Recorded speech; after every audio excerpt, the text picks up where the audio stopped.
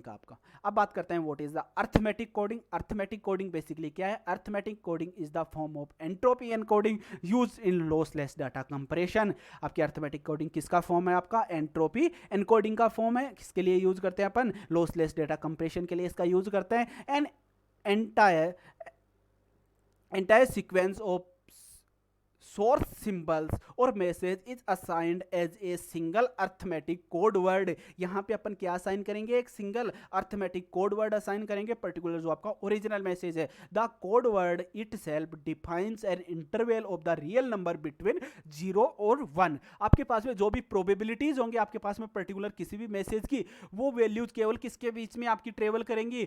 0 और 1। आपकी minimum value आपकी 0 होगी और मैक्सिमम क्या हो सकती है? आपकी 1 हो सकती है। तो आपके पास में जो भी आपकी वैल्यूज होंगी अर्थमेटिक कोडिंग में, जैसे ही अर्थमेटिक कोडिंग की बात करते हैं तो आपके पास में जो भी इक्वेशंस होंगी वो मैथमेटिकल इक्वेशंस होंगी। आपकी जो वैल्यूज होंगी वो कैसी होंगी? आपके यहाँ पे मैथमेटिकल वैल्यूज होंगी, बट वो आपकी कहाँ से कहाँ तक वेरी करेंगे? केवल 0 से लेके 1 के बीच में आपकी वेरी करेंगे आपकी। When a string is converted to arithmetic encoding, frequently used characters will be stored with the fewer bits and not so frequently occurring characters will be stored with more bits resulting a fewer bits used in total। आपके पास में क्या होगा? आपके पास में अगर मैं particular मेरे पास में नंबर ऑफ आपके पास में जो भी स्ट्रिंग्स हैं आपके पास में नंबर ऑफ करेक्टर्स है, अगर मैं उसको केवल 2 ही वैल्यूज के बीच में उनको टोटल नंबर ऑफ जो भी उनकी प्रोबेबिलिटीज हैं उनको केवल अपन असाइन करेंगे 0 और 1 के बीच में, तो उस कंडीशन में क्या होगा? आपके पास में जो टोटल नंबर ऑफ बिट्स की रिक्वायरमेंट होगी वो क्या होगी? आपकी लेस हो जाएगी।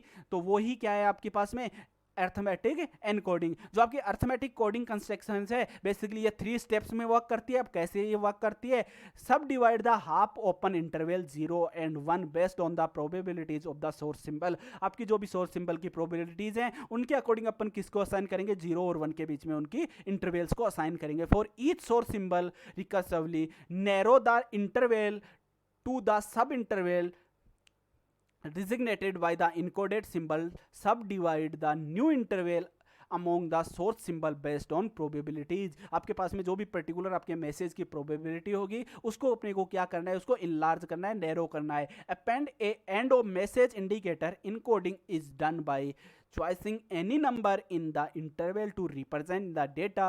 decoding is done by the retracing the steps in the code construction. जो अपन को क्या करना है? अपन ने जो कोड किया है, कोड जनरेट करने के लिए जो स्कीम अपन ने जो मेथड यूज किया है, अगर उसको मैं इन्वर्स करता हूँ तो आप वापस क्या कर सकते हो? उसको डिकोड कर सकते हो। अगर मैं फॉर एग्जांपल एक बात करता हूँ आपके पास में, मेरे पास में एक इनकोडिंग सीक्वेंस है, मेरे पास में इनकोडिंग सीक्वेंस मेरे पास में क्या है? मेरे पास में नंबर ऑफ सिंबल्स क्या है? मेरे पास में A1 है, मेरा A2 है, आपका A3 है, आपका A4 है।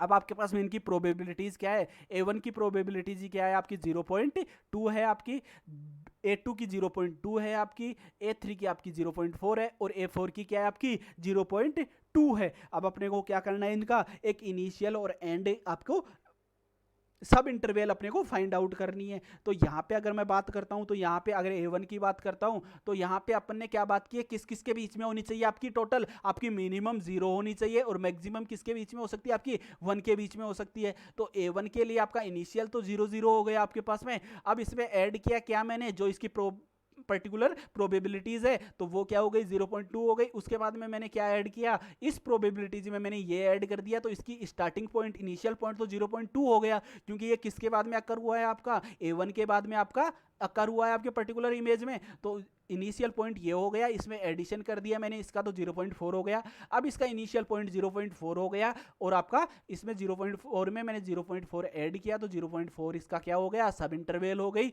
और इसके बाद में मेरे पास में 0.2 हो गया तो इसका इनिशियल पॉइंट क्या हो गया? A4 के लिए आपका 0.8 हो गया और आपके पास में सब इंटरवल क्या हो गई? आपकी 1.0 हो गई। तो आपकी मिनिमम लेंथ क्या है? आपके यहाँ से इंटरवल क्या है? आपकी यहाँ से 0 से स्टार्ट हुई और कहाँ तक हुई? आपकी 1 तक हुई। अब बात करते हैं कि इसको कैसे अपन क्या करते हैं? लार्ज करते हैं, नैरो कैसे करते हैं मेरे पास में। अब मुझे जो वैल्यूज इसको असाइन करनी है वो किसके बीच में करनी है? ये मैंने 0 किया, यहाँ पे मैंने क्या किया? यहाँ पे वैल्यू मैंने 1 असाइन की। अब यहाँ पे कौन कौन सी वैल्यूज है? A1 A2 A3 A4 है मेरे पास में। अब मुझे क्या करना है? सबसे पहले मुझे A1 को इनलार्ज करना है, मुझे A1 को स्केल करना है। तो A1 की वैल्यू कहाँ से स्टार्ट थी? मेरे पास में 0 से स्टार्ट थी और वो कहाँ तक ट्रेवल किया है? मुझे वो 0.2 तक ट्रेवल किया है। अब सेम इंटरवल में मुझे क्या करना है? मेंशन करना है जो मेरे पास में पर्टिकुलर आपके पास में नंबर ऑफ सिंबल्स हैं उनको भी आपको मेंशन करना है सेम इंटरवल पे। तो यहाँ पे मेरे पास में A2 हो गया, ये A3 हो गया और ये क्या हो गया मेरे पास में A4 हो गया। अब मुझे सबसे पहले मैंने किसको इनलार्ज किया, यहाँ पे इनकोडिंग की किसकी,